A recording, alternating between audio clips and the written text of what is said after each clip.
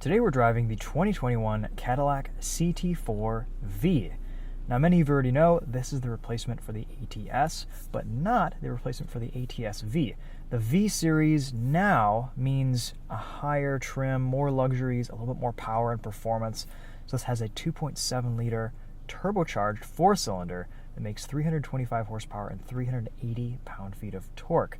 It's a meaty little 4-cylinder and it is pretty fun to drive. We've got a GM's 10-speed automatic.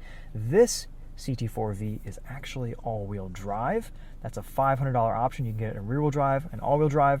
Rear-wheel drive cars come with the magnetic ride control 4.0, and the all-wheel drive just come with regular old standard dampers. This is a really nice, fun to drive, sporty sedan. I like the design, inside and out. It's very well done.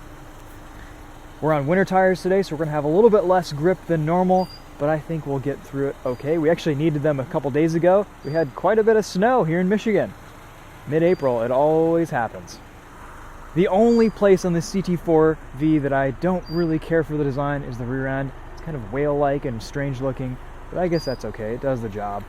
If you get it in a darker color, it might hide some of the weirdness. This isn't the biggest car, it never has been. I think you get enough space in this, but if you have a family or you're going to be putting people in the back seat, it's kind of tight and cramped.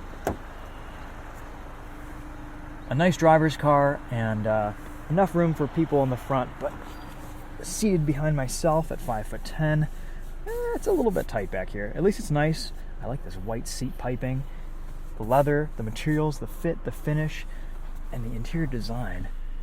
Cadillac did a really nice job with all that stuff. This is a very cool looking sports sedan.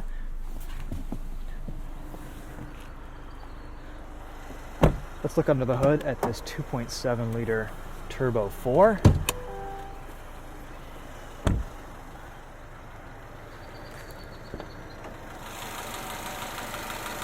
Neat little engine. It's got quite a bit of torque, a decent amount of horsepower, makes the right noises, pops on upshifts, and it's set reasonably far back from the front axle. Good for weight distribution. We have a 17-gallon fuel tank, so it gets a decent amount of fuel range with EPA ratings.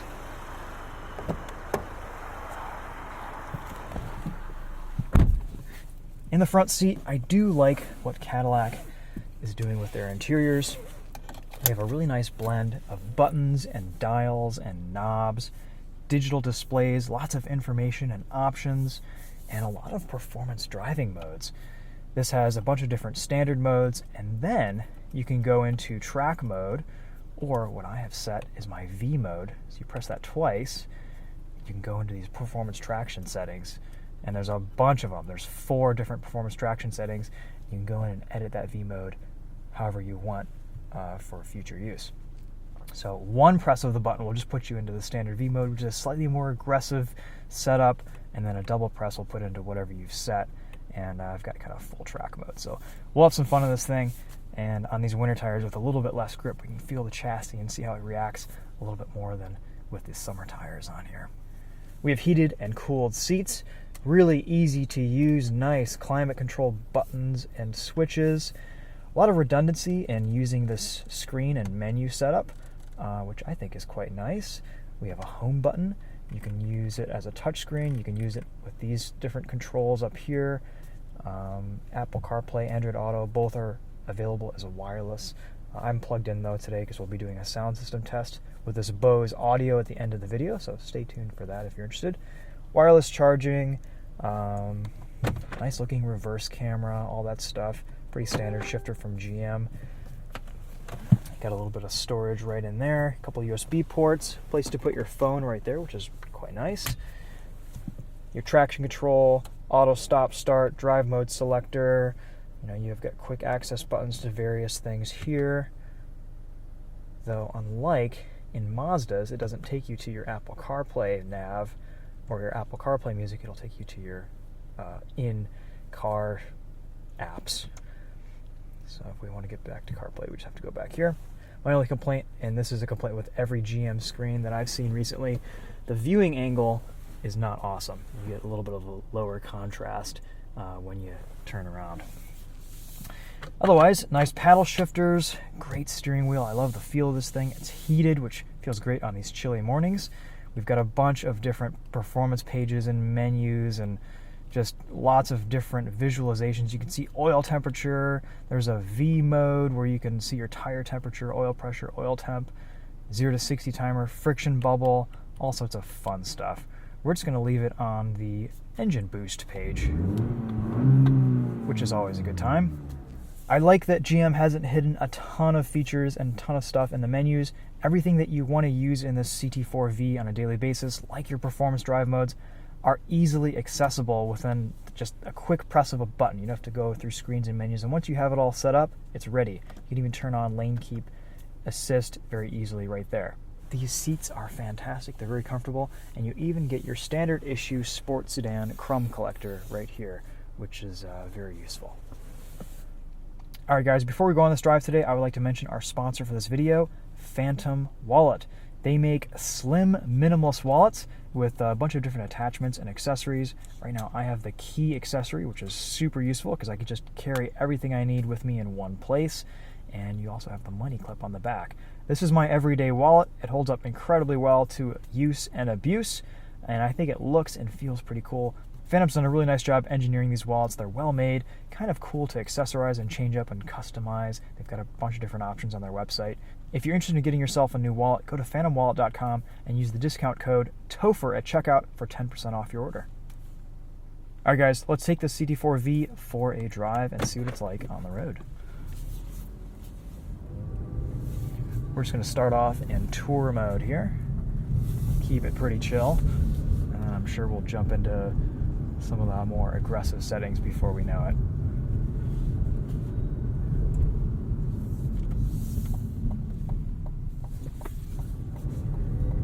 On first impressions, this is a really nicely balanced performance sedan. It's not perfect, but for what it is and where it sits in the market, considering its price and everything, I think it's a really nice package. Let's talk about what it's like to drive. Ride is on the firm side, especially without the magnetic ride control. I would probably prefer to swing for the rear-wheel drive CT4V just for that suspension alone.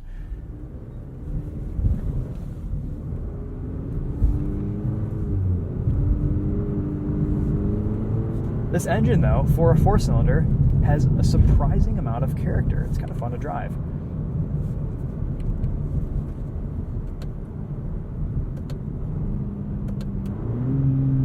Paddles are nice and responsive.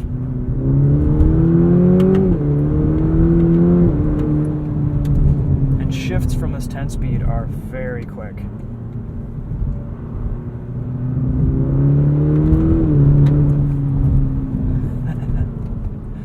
I mean, this CT4V shares the same chassis as the Camaro, and it's a pretty potent package. Even on winter tires, this thing's pretty fun to drive.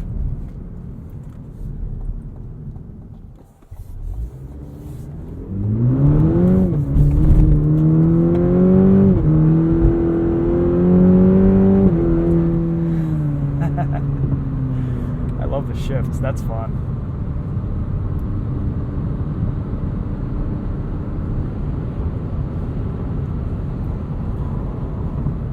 Once you get cruising in this, the suspension settles down a little bit higher speeds.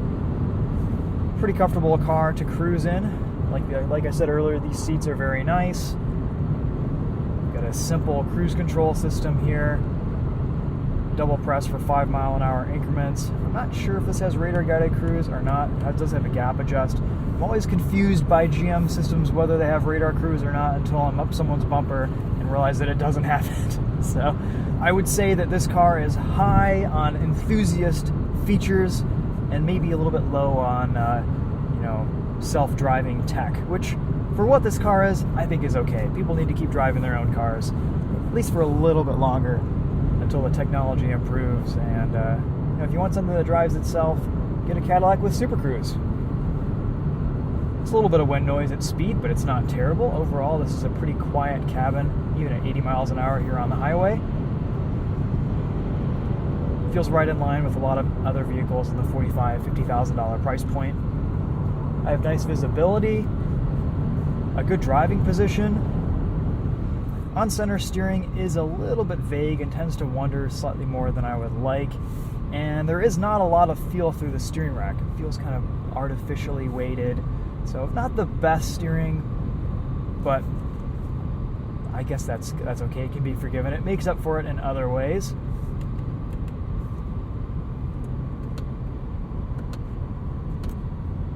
A lot of gears to shift down through with this 10-speed.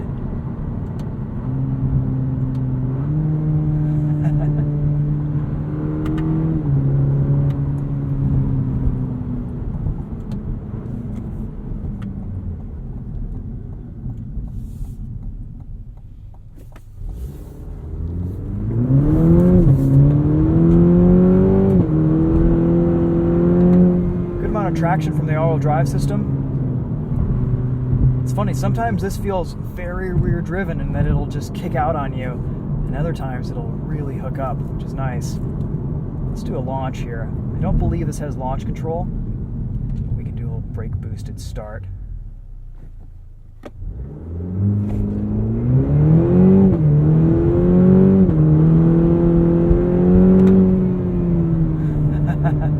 It's pretty quick. This is not a sluggish Turbo 4. Let's do a braking test here too. We'll probably be quite tire limited with these Pirelli winter tires. Still, you can adjust brake feel. Nice. I wonder what... Yeah, that is track brake feel. I wonder how that compares to just standard brake feel. Oh yeah, there's definitely a little bit more squish in the pedal with your touring brake settings as opposed to your track brake settings. This must be brake-by-wire, and it's a very nicely tuned system.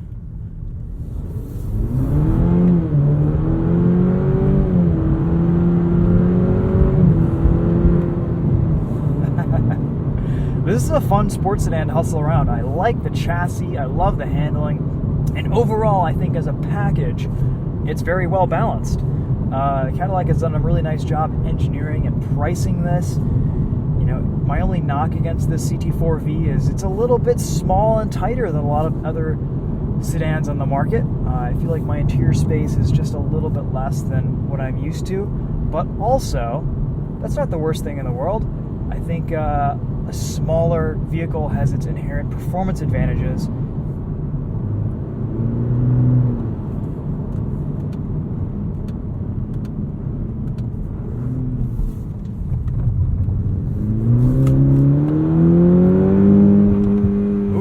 Does hold revs. Nice.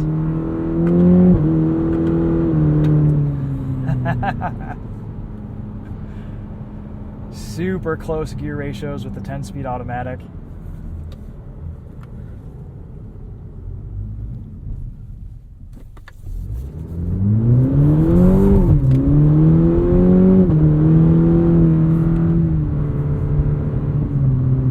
Let's put our traction modes into race 1. I don't know the difference between race 1 and race 2, but I assume there are different levels of aggressiveness there.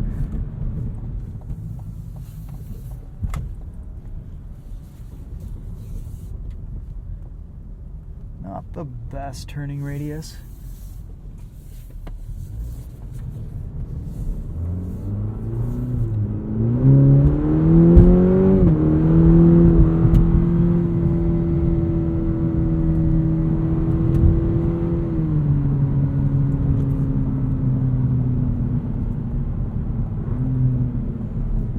Leaving it an automatic to make some great shifting decisions.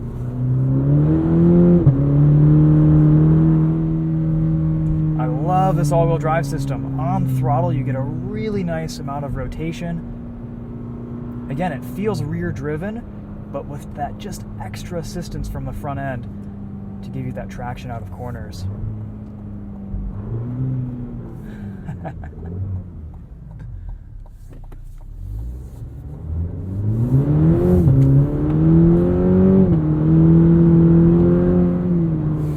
One of those cars that I just want to hustle around, and it kind of eggs me on to drive a little bit faster because it's fun and because it's enjoyable. It's got some personality, and I like that. Let's go back into manual mode. It is fun to shift your own gears.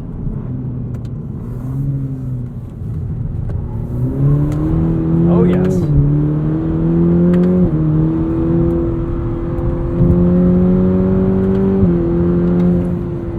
I am so impressed with this chassis, especially on winter tires.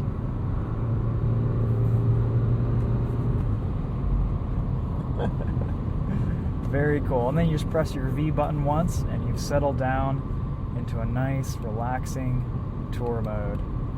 There we go.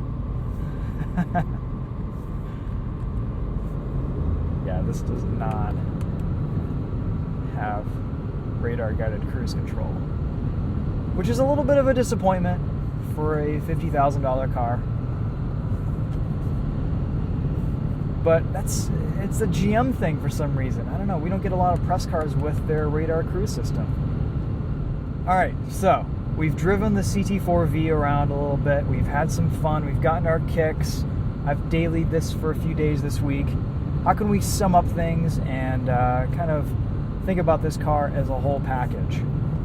Well, this is up there as an enthusiast option in this category. You compare it to the A35 AMG, the M235i, a few of the other options. It's not quite on the level of an M2 in terms of performance and enjoyment and just overall niceness for a driver's car. But I think it's a more livable package. This is a very nice overall daily. It's practical enough. It's sized about right. It's priced about right. And it's genuinely fun to drive. I like the transmission. This 10-speed auto is very nice. It hesitates here and there, but for the most part, it's pretty bang on the money most of the time. And in some of the more aggressive performance drive modes, it does a really nice job making its own shift decisions.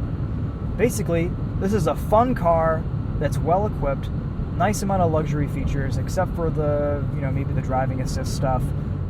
All right, let's hit one more entrance ramp here. Feel out the overall grip in this chassis and the balance. A little bit of safe understeer at the limit, which is about what you want. And then on throttle, it just gets super neutral, which is great. You feel the rear end come around. This would be a fun car on track.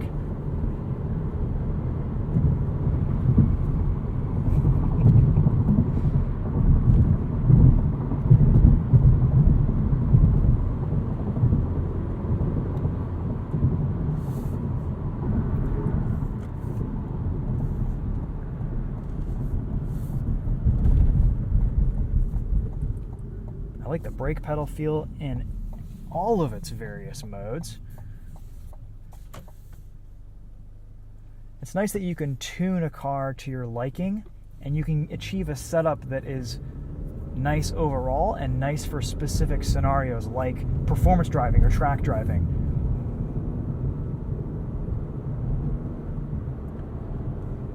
Sometimes some of these performance vehicles have so many options, it's a little bit overwhelming, and no one setting or drive mode seems to be the right choice.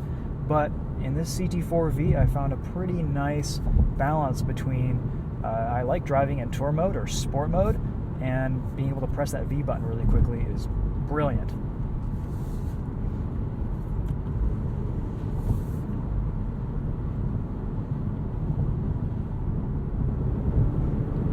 On light throttle, you get just a hint of turbo whistle on tip-in.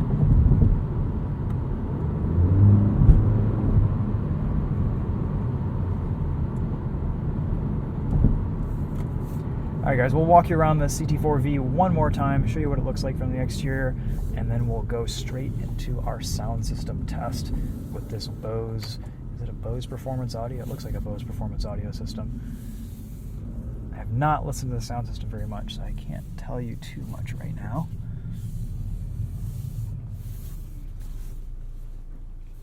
And you just press the button to park. Very nice.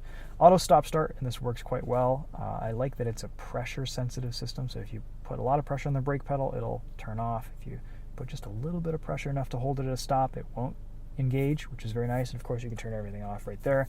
We didn't really do auto stop start during this drive, but it's a nice system that comes on very quickly.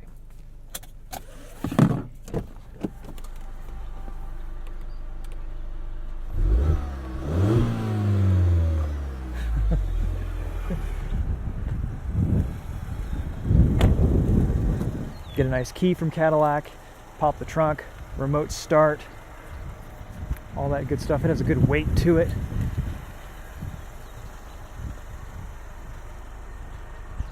Guess I should have washed this before filming, but it's been raining the last couple days and we've been driving.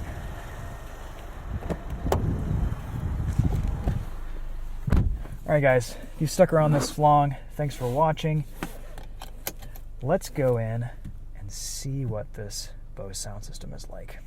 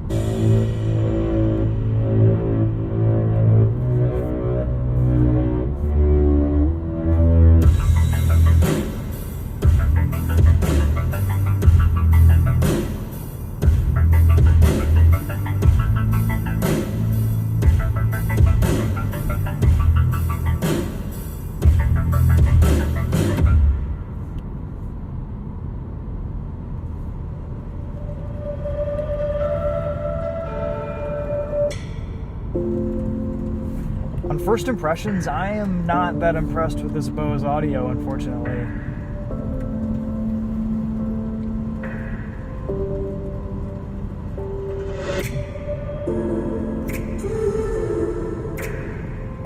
I hear a lot of midtones, not a lot of bass.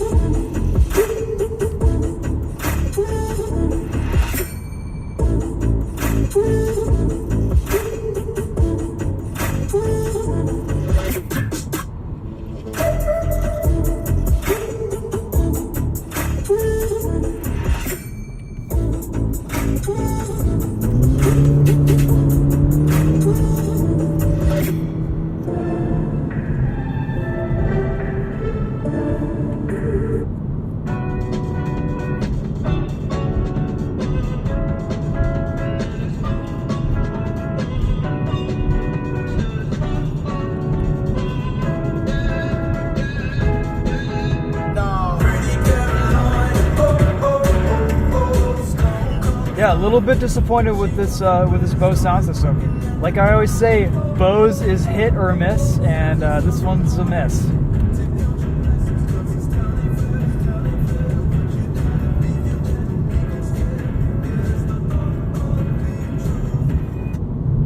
That's okay, we can make up for it with pink mirrors, right?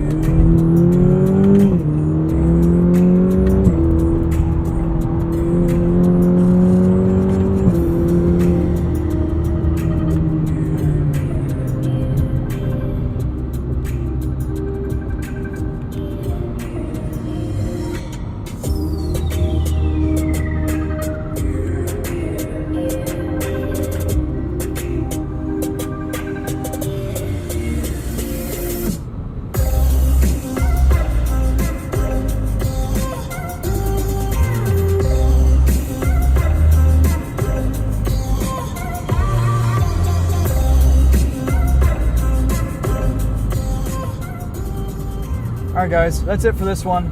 Thanks for watching. We'll see you later.